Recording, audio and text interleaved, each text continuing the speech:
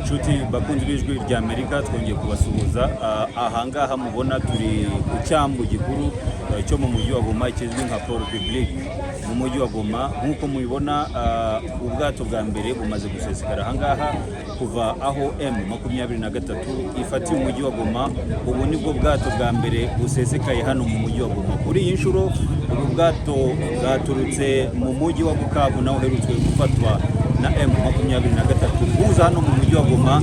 Bwazanye abagenzi bagera kuri barenga 200 bose bari baturutse mu mujyi wa Bukavu.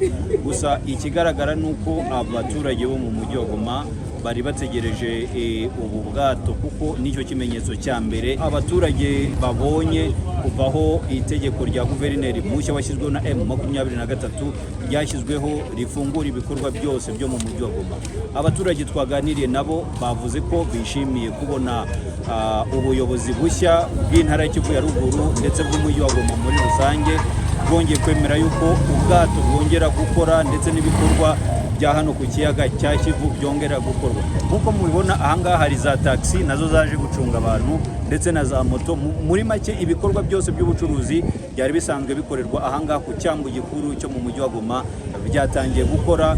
Ni nayo mpamvu natwe twageze ahangaha kugira ngo twihere ijisho ndetse namwe tubereke uburyo ibikorwa byo ku cyambu cyo mu mujyi wa Goma byatangiye gukorwa. Gusa kugeza ubu ntabwo turabasha kuvugana na M23 ngo tumenye icyo bavuga ikiburi bukurikireho.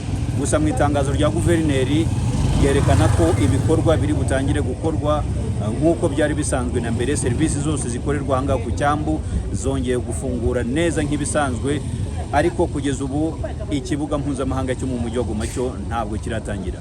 Jimmy Shukrani Bakomera, ijwi rya Amerika, mujyi wa Goma.